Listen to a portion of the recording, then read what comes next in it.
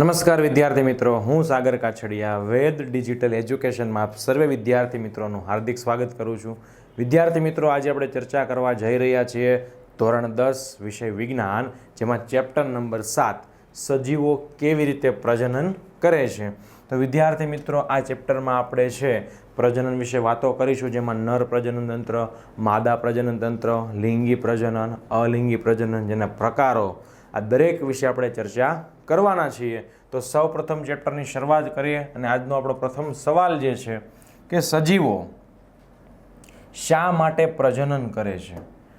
સજીવો શા માટે પ્રજનન કરે છે? તો વિદ્યાર્થી મિત્રો, જોઈએ આ સવાલ તમને પરીક્ષામાં બીજી કઈ રીતે પૂછાઈ શકે, તો કે પ્રજનન આવશ્યક ક્રિયા છે, પરંતુ વ્યક્તિગત સજીવની જીવિતતા માટે નહીં. સમજાવું. એ પ્રજનન આવશ્યક છે, પણ એ વ્યક્તિગત સજીવની જીવિતતા એટલે કે જીવન જીવવા માટે ફરજિયાત નથી. શું કામ? જો તો કે સજીવો પ્રજનન દ્વારા, સજીવો છે એ પ્રજનન દ્વારા પોતાના જેવા જ નવા બાળ સજીવ એટલે કે સંતતિનું નિર્માણ કરે છે. પોતાના જેવા જ નવા બાળ સજીવ એટલે કે સંતતિનું નિર્માણ કરે છે. એટલે કે વારસાગત શું થાય છે? પેઢી દર પેઢી વારસો આગળ વધે છે. પોતાના જેવો જ પોતે બીજો શું કરે? સજીવ ઉત્પન્ન કરે છે. આને કહેવાય પ્રજનન.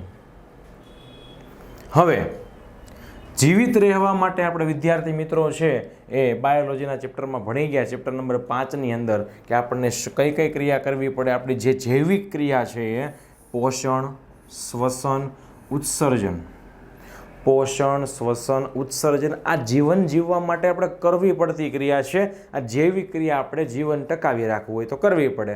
પણ પ્રજનન છે એ આપણી જૈવિક ક્રિયામાં આવતું નથી. એ જીવન ટકાવી રાખવું હોય તો પ્રજનન કરવું પડે એવું ફરજિયાત હોતું નથી. એટલે કે આ પોષણ, શ્વસન અને ઉત્સર્જન એ જીવન જીવવા માટે ફરજિયાત કરવી પડે આ ક્રિયા.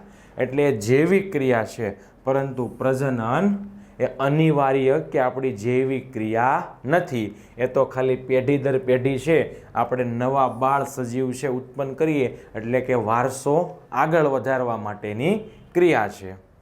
દરેક સજીવ મર્યાદિત જીવનકાળ ધરાવે. આપણે કોઈ અમર વરદાન લઈને આવ્યા નથી. આપણો જીવનકાળ કેવું છે? નિશ્ચિત મર્યાદા ધરાવે છે. પહેલાંના સમયમાં છે વડીલોનો ખોરાક છે, ત્યારબાદ એની હવામાન છે, એના હિસાબે એનો જીવનકાળ કેવો હતો? લાંબો હતો. હવે ખોરાક છે, આજુબાજુનું વાતાવરણ છે પ્રદૂષિત છે, તો એના હિસાબે આપણો જીવનકાળ કેવો થઈ ગયો છે? એના કરતાં ઘટ્યો છે. દરેક સજીવનો જીવનકાળ મર્યાદિત છે અને દરેક સજીવ પાછા શું કરવાના છે? મૃત્યુ પામવાના છે.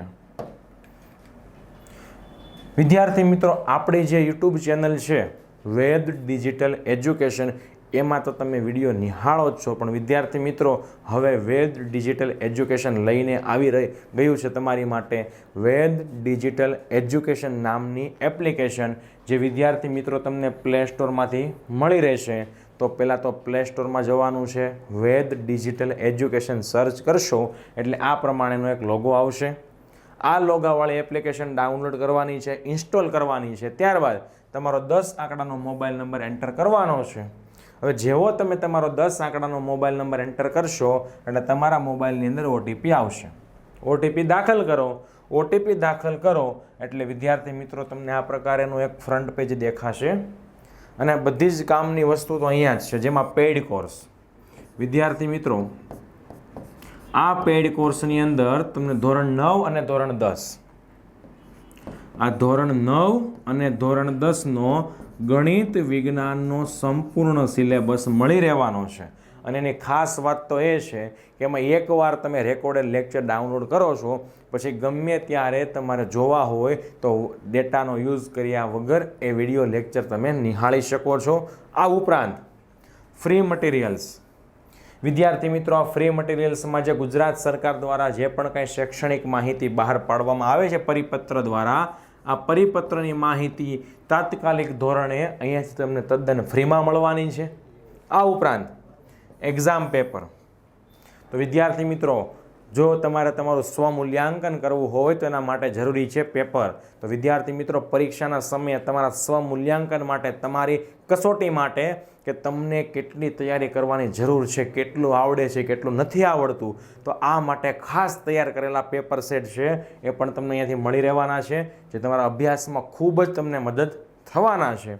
આ ઉપરાંત જો તમારા કોઈ ભાઈ બહેન હોય, સગા સંબંધી, આડોશ પડોશમાં રહેતા મિત્રો હોય, એ ધોરણ 3 થી 12ની અંદર અભ્યાસ કરતા હોય, તો વિદ્યાર્થી મિત્રો એમના માટે પણ આ દરેક ધોરણ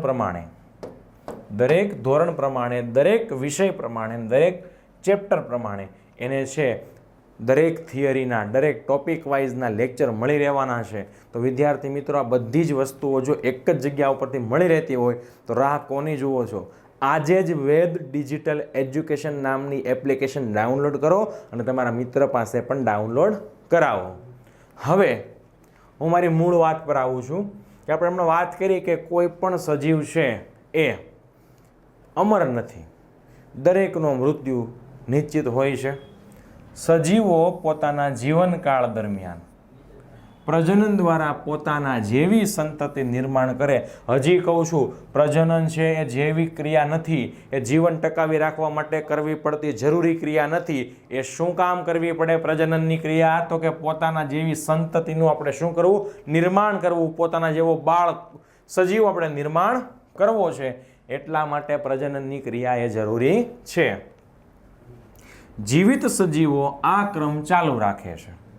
પ્રજનનની ક્રિયા દ્વારા પોતાના જેવા સજીવને શું કરે છે? ઉત્પન્ન કરે છે. પ્રજનન દ્વારા દરેક જાતિના નવા બાળ સભ્ય ઉમેરાતા રહે છે અને જીવ સાતત્ય જળવાય છે. પ્રજનનની ક્રિયાથી ખાલી જગ્યા જળવાય છે એક માર્કના હેતુલક્ષી માટે. તો પ્રજનનની ક્રિયાથી શું જળવાય છે?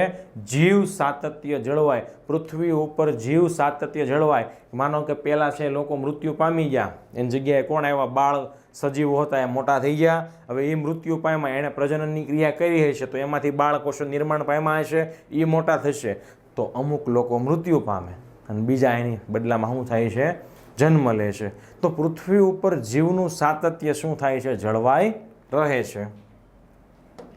ત્યારબાદ આગળનો પ્રશ્ન, એક જ જાતિના સજીવો શા માટે સમાન જોવા મળે છે?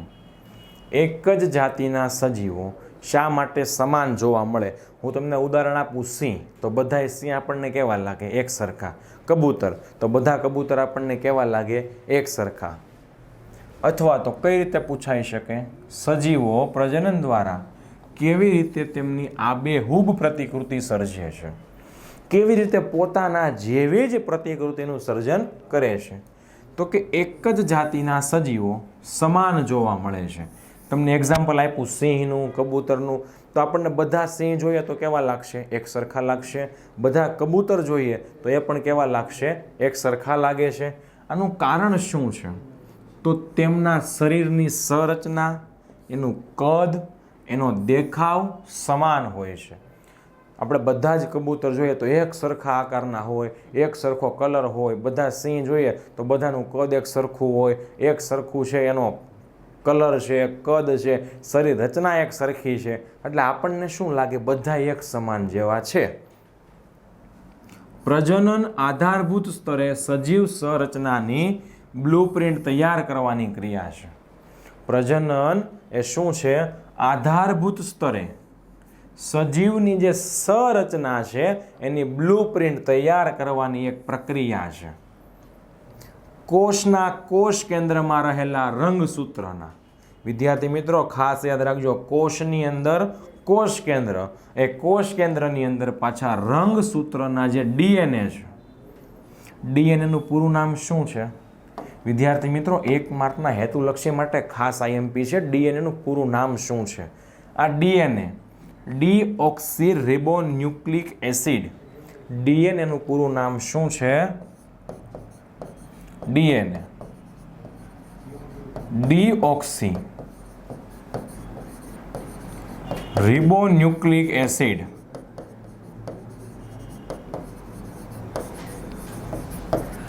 ચલો ફરીથી, કોષની અંદર કોષ કેન્દ્રના રંગસૂત્ર અને રંગસૂત્રના પાછા ડીએનએ. કોષ એનું કોષ કેન્દ્ર, એના રંગસૂત્ર એનું પાછું ડીએનએ. આ ડીએનએ અણુમાં આનુવંશિક લક્ષણોના સંદેશા હોય. આનુવંશિક લક્ષણોના સંદેશા શેમાં હોય છે? તો આનુવંશિક લક્ષણોના સંદેશા એ શેમાં હોય છે? ડીએનએ. ડીએનએ ક્યાં હોય? તો કે રંગસૂત્રમાં. રંગસૂત્ર ક્યાં હોય? તો કોષ કેન્દ્રમાં. અને કોષ કેન્દ્ર ક્યાં હોય? કોષમાં. તો દરેક કોષના કોષ કેન્દ્રમાં રંગસૂત્રમાં ડીએનએ હોય છે. અને ડીએનએ પાસે શું છે? તો કે ડીએનએ પાસે જે લક્ષણો છે પેઢી દર પેઢી જે વહન કરાવવાના છે, એક પેઢીમાંથી પિતૃ પેઢીમાંથી સંતતિમાં જે જવાના છે, એક પેઢીમાંથી બીજી પેઢીમાં આગળ વધવાના છે, આવા આનુવંશિક લક્ષણો જે છે એના સંદેશા ડીએનએમાં હોય છે. અને આ સંદેશા પિતૃમાંથી સંતતિમાં આવે છે, એટલે કે પિતામાંથી પુત્રમાં આવે. એક પેઢીમાંથી એની આગળની બીજી પેઢીમાં એ વહન થાય છે.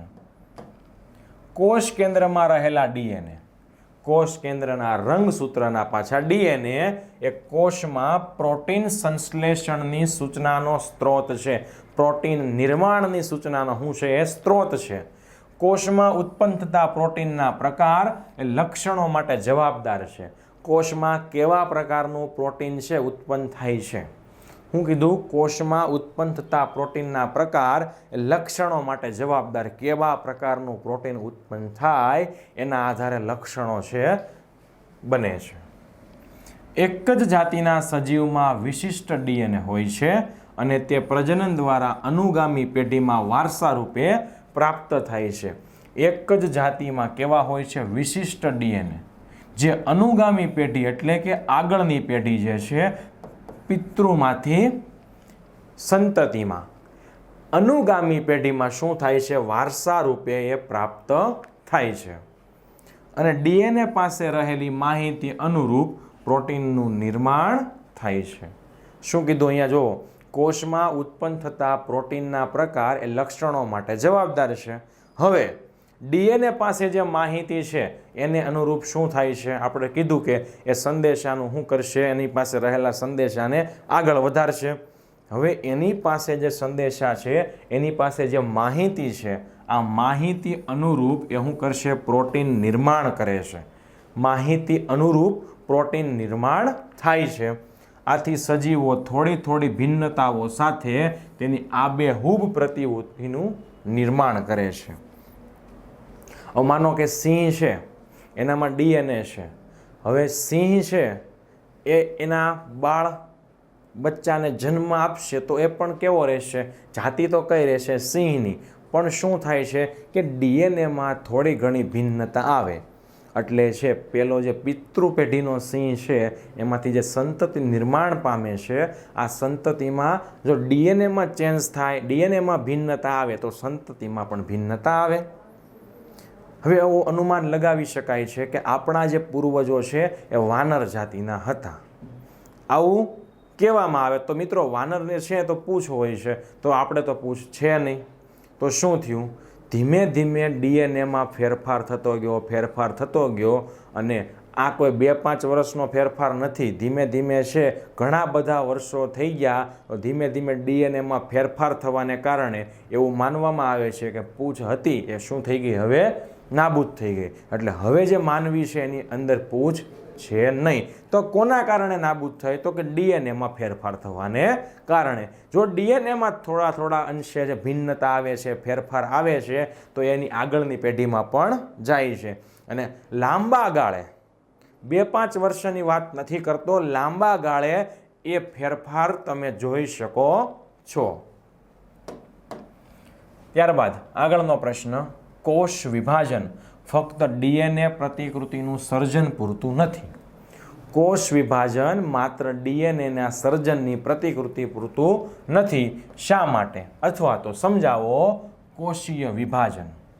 વિદ્યાર્થી મિત્રો, કોષીય વિભાજન એટલે શું? કે કોષનું વિભાજન, કોષ વિભાજનની પ્રક્રિયા, કોષનું વિભાજન. ચલો, પિતૃકોષ વિભાજન પામી 2 બાળકોષોનું નિર્માણ કરે છે. અહીંયા તમે જોઈ શકો છો, આ જે પિતૃકોષ છે, આ પિતૃકોષમાંથી શું થાય છે? 2 સ્વતંત્ર બાળકોષ નિર્માણ પામે છે અને આ 2 બાળકોષ સ્વતંત્ર નિર્માણ પામી ગયા. હવે એમાંથી પણ પાછું શું થાય છે? આ એના માટે શું થઈ ગઈ? પિતૃ પેઢી થઈ ગઈ. એ પણ શું કરે? ફરીથી પાછા 2 બાળકોષો સ્વતંત્ર નિર્માણની કામગીરી ચાલુ કરશે. એમાંથી પણ પાછા કેટલા થયા? 2 સ્વતંત્ર. આમાંથી પણ કેટલા થયા? 2 સ્વતંત્ર. તો કોષ વિભાજનની પ્રક્રિયા થાય. પિતૃમાંથી 2 સ્વતંત્ર બાળકોષો નિર્માણ પામે છે. પ્રજનનની પ્રક્રિયામાં ડીએનએ પ્રતિકૃતિનું સર્જન એ મૂળભૂત ઘટના છે. પ્રજનનની પ્રક્રિયા થાય એટલે કોષના કોષ કેન્દ્રમાં રંગસૂત્રના ડીએનએ આની પાસે છે આગળની પેઢીમાં લઈ જવા માટેની માહિતી હોય, સંદેશા હોય. હવે આ પ્રજનનની ક્રિયા છે એમાં ડીએનએ જે કોષના કોષ કેન્દ્રના રંગસૂત્ર હોય એનું ડીએનએ એ પ્રતિકૃતિનું સર્જન એ મૂળભૂત ઘટના છે.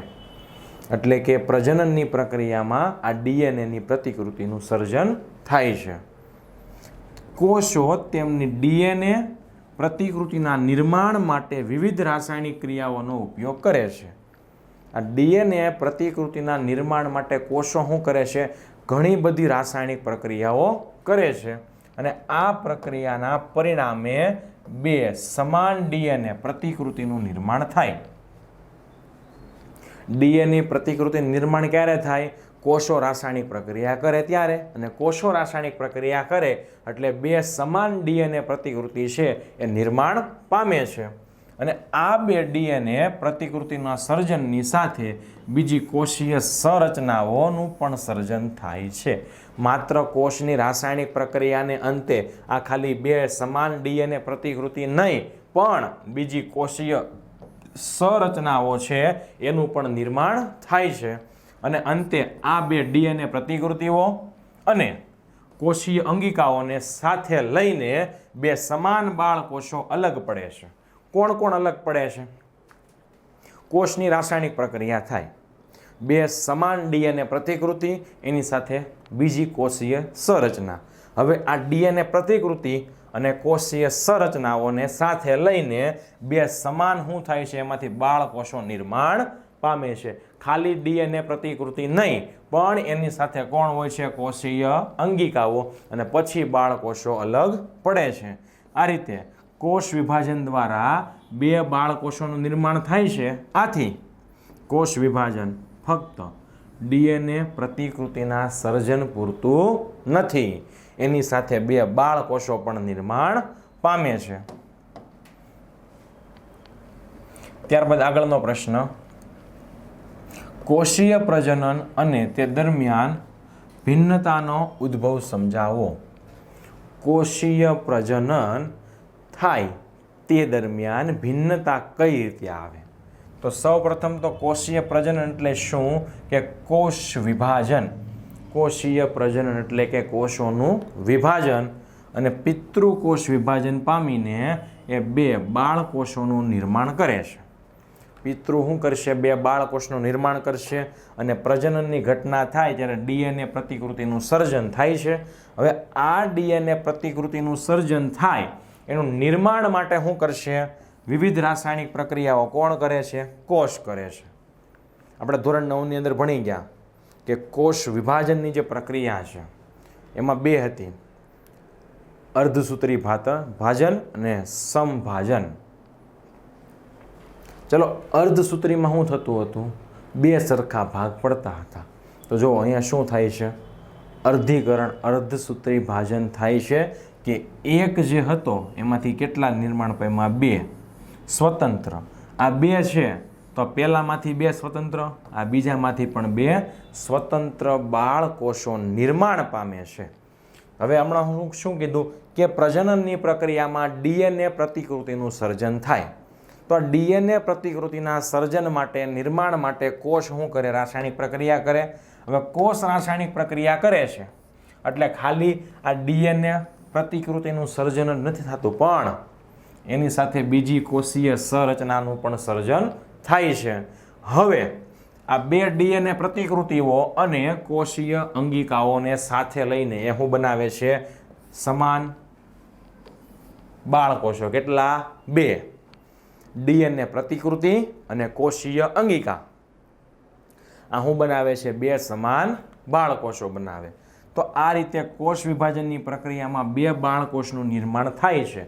આથી કોષ વિભાજન ફક્ત ડીએનએ પ્રતિકૃતિનું સર્જન પૂરતું નથી, અને જ્યારે કોષ વિભાજન દ્વારા ઉત્પન્ન થતા બે બાળકોષો સમાન છે, આમ છતાં તેઓ સંપૂર્ણ સમરૂપ નથી.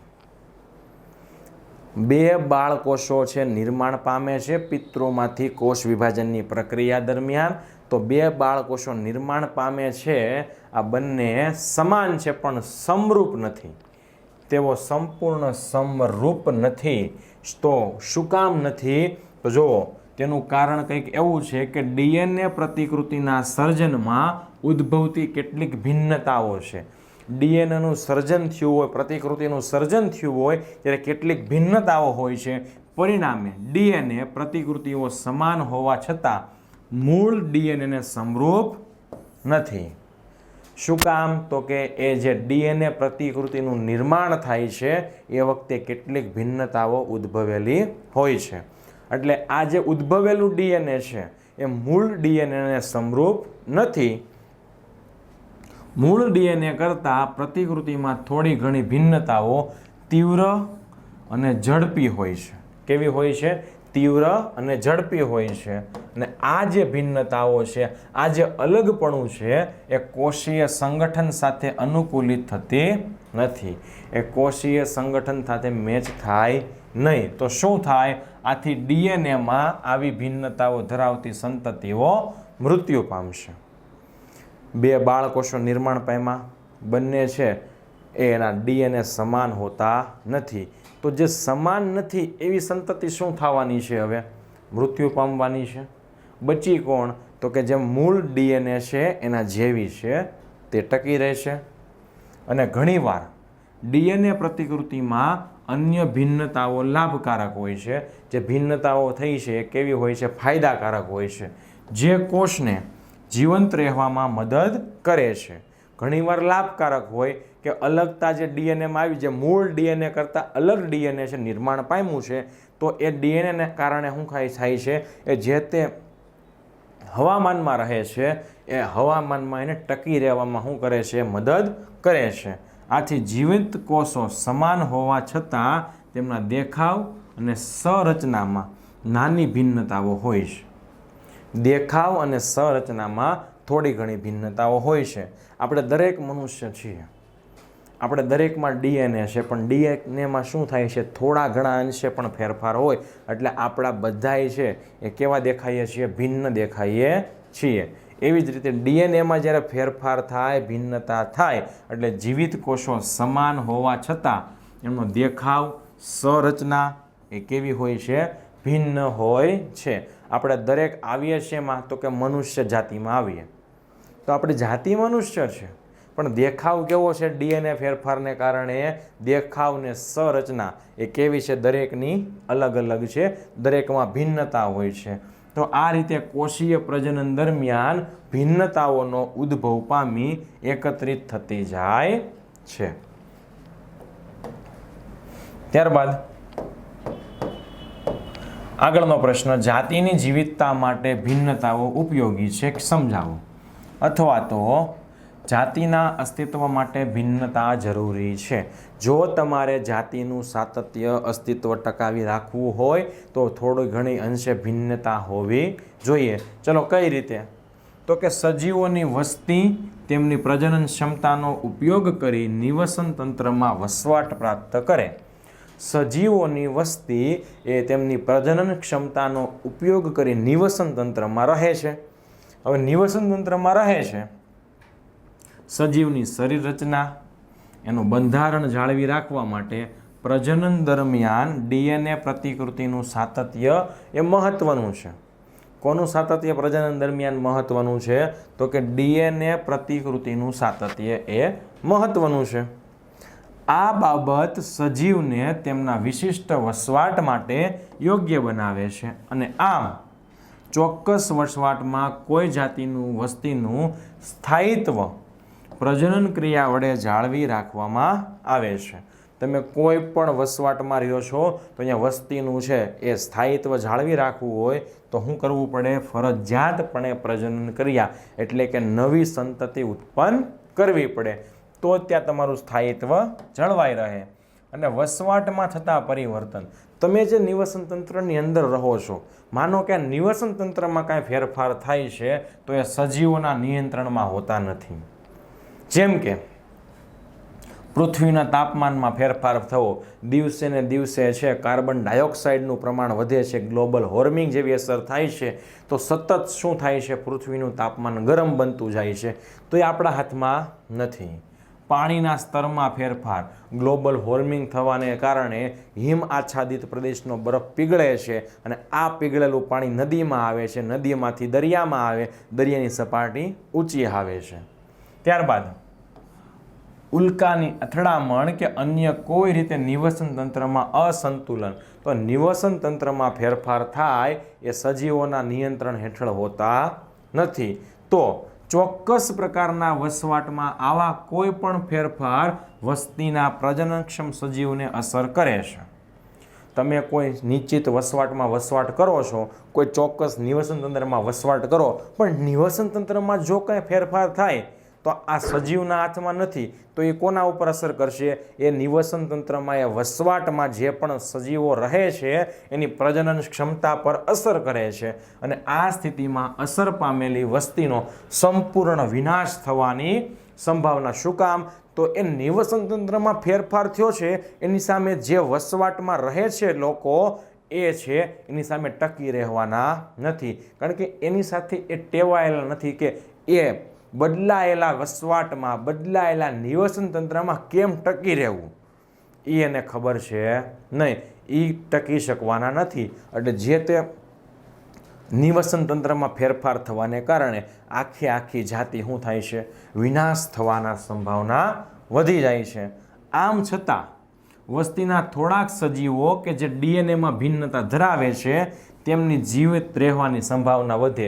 હવે વસ્તીમાં દરેક સજીવની કાંઈ ડીએનએની એક સરખી ન હોય, ડીએનએમાં શું હોય? અમુક ભિન્નતા હોય. તો જે ભિન્નતાવાળા જે છે, આ ભિન્નતાવાળા સજીવો શું થાય? નિવસન તંત્રના ફેરફારની સામે ટકી રહેશે, તો એના બચવાના ચાન્સ વધારે. બાકી આખી જે જાત છે શું થવાની છે? એ વિનાશ થવાની છે. ચલો ઉદાહરણ તમને આપું કે બેક્ટેરિયાની વસ્તી શીતોષ્ણ પાણીમાં સામાન્ય તાપમાને જીવંત રહે છે. શીતોષ્ણ એટલે કેવું? તો કે શીતોષ્ણ એટલે ઠંડુ પાણી. પણ જો વૈશ્વિક ઉષ્મીકરણ થાય, ગ્લોબલ વોર્મિંગ જેવી અસર થાય તો પાણીનું તાપમાન વધે છે, તો મોટા ભાગના જીવાણુ મૃત્યુ પામે. કારણ કે બેક્ટેરિયા શેમાં રહેવા માટે ટેવાયેલા હતા? ઠંડા પાણીમાં. પણ આ શું થાય છે? ગ્લોબલ વોર્મિંગ થાય છે, એના કારણે પાણીનું તાપમાન વધે છે, તો ઠંડા પાણીમાં રહેવા માટે ટેવાયેલા જે બેક્ટેરિયા હતા એ ગરમ પાણીમાં જીવિત રહી શકે નહીં, એ ગરમ પાણીમાં જીવિત રહી શકે નહીં. એટલે બધાય શું થાય? મૃત્યુ પામવાની આરે છે. પણ એમાં કેટલાક બેક્ટેરિયા એ તાપમાન પ્રતિરોધી ક્ષમતા ધરાવે છે. એ તાપમાન પ્રતિરોધી ક્ષમતા ક્યારે ધરાવે? કે બીજા બેક્ટેરિયાની સાપેક્ષે એના ડીએનએ કેવા હોય? થોડાક ભિન્ન હોય, એમાં થોડીક ભિન્નતા હોય. તો આ ભિન્નતાવાળા ડીએનએ છે એ તાપમાન પ્રતિરોધી ક્ષમતા ધરાવતા હશે અને આવા જીવાણુ જીવંત રહી શકે છે અને એ થોડા ઘણા અંશે ગરમ પાણીમાં પણ વૃદ્ધિ પામી શકે છે. ચલો આ પાણી છે, મોટા ભાગના ડીએનએ શું થઈ ગયું? મૃત્યુ પામ્યા. પણ આ થોડા ઘણા છે શું થયા? તાપમાન પ્રતિરોધક હતા, એના ડીએનએમાં ભિન્નતા હતી, એટલે એ છે એ બીજા ફેરફારની સામે પોતે ટકી રહ્યા. તો આવા વખતે જે ડીએનએમાં ભિન્નતા થાય છે કેવી હોય છે? એ લાભકારક હોય છે, એ ફાયદાકારક હોય છે. આથી જાતિની જીવિતતા માટે ભિન્નતા ઉપયોગી છે. જાતિની જીવિતતા માટે ભિન્નતા ઉપયોગી છે. આગળનો પ્રશ્ન, ડીએનએ પ્રતિકૃતિનું પ્રજનનમાં શું મહત્વ છે? પ્રજનનમાં શું એનું મહત્વ છે એની વાત કરીએ તો કે પહેલું, ડીએનએ છે શું કરશે? એ પિતૃ પેઢીમાંથી તેની સંતતિમાં આનુવંશિક લક્ષણો, આનુવંશિક માહિતીનું શું કરાવે છે? વહન કરાવે છે. આ ઉપરાંત ડીએનએમાં જો ફેરફાર થાય તો ભિન્નતા આવે. શું આવે? ડીએનએમાં બદલાવ આવે તો ભિન્નતા આવે. અને પ્રજનનમાં સર્જાતી આ ભિન્નતાઓ જાતિના ઉદ્વિકાસનો આધાર બને છે. એટલે લાંબા ગાળે 2-5 વર્ષ કે 25-50 વર્ષે નહીં, પણ લાંબા ગાળે તમને છે આ થયેલો ફેરફાર, થયેલો ઉદ્વિકાસ દેખાય છે. ત્યારબાદ આગળ, સજીવમાં ભિન્નતા જાતિઓ માટે તો લાભદાયક છે, પરંતુ વ્યક્તિગત રીતે આવશ્યક નથી. કેમ? સજીવોમાં ભિન્નતા આવે તો આખી જાતિ માટે ફાયદાકારક છે, પણ એ વ્યક્તિગત રીતે, પર્સનલી રીતે આવશ્યક નથી. શું કામ? તો કે ડીએનએ પ્રજનનમાં શું થાય છે? ડીએનએ પ્રતિકૃતિનું સર્જન થાય. શું થાય? ડીએનએ પ્રતિકૃતિનું સર્જન થાય. અને ડીએનએ પ્રતિકૃતિના સર્જનની ક્રિયામાં ક્યારેક ભિન્નતા આવી શકે છે. ક્યારેક શું આવી શકે છે? ભિન્નતા આવી શકે. અને આ ભિન્નતા વ્યક્તિગત રીતે ઉપયોગી ન પણ હોય. વ્યક્તિગત રીતે આ ભિન્નતા ઉપયોગી નથી, પણ આ જે ભિન્નતા છે એ લાંબા સમયગાળા માટે એકત્રિત થતી જાય છે અને જાતિમાં શું કરે છે? એ આખી જાતિમાં ફેરફાર સર્જી શકે છે. તો આ ફેરફારો ઉદ્વિકાસને જ પ્રેરે છે. એટલે કે લાંબા ગાળે તમને ખબર પડે. ચાલો પહેલાં ઉદાહરણ આપું કે આ કાનની બૂટ છે એ જોડાયેલી હોય, પણ ડીએનએમાં ફેરફાર થવાને કારણે કાનની બૂટ છે એ કેવી પડી ગઈ? છૂટી પડી ગઈ. તો આ કાનની બૂટ જોડાયેલી હતી, છૂટી પડી ગઈ, તો એ કાંઈ 25-50 કે 2-3 પેઢીનો ફેરફાર નથી. આ લાંબા ગાળાનો ફેરફાર છે. ધીમે ધીમે ડીએનએમાં ફેરફાર થતો ગયો હોય, દરેક પેઢીમાં આગળ વધતો ગયો હોય, અને શું થતું ગયું હોય? થોડા ઘણા અંશે ઉદ્વિકાસ થતો ગયો હોય, ડીએનએમાં ફેરફાર થતો ગયો હોય, ત્યારે જોડાયેલી કાનની બૂટમાંથી કેવી બની છે? એ છૂટી પડેલી કાનની બૂટ. તો આ વ્યક્તિગત ઉપયોગી ન પણ હોય, લાંબા ગાળે આખી જાતિમાં શું કરે? ફેરફાર સર્જી શકે છે. તો વિદ્યાર્થી મિત્રો, આ સાથે આપણો પ્રશ્ન થાય છે પૂર્ણ. ફરીથી મળીશું આપણે નવા વિડીયો સાથે. અસ્તુ. જય હિન્દ, જય ભારત.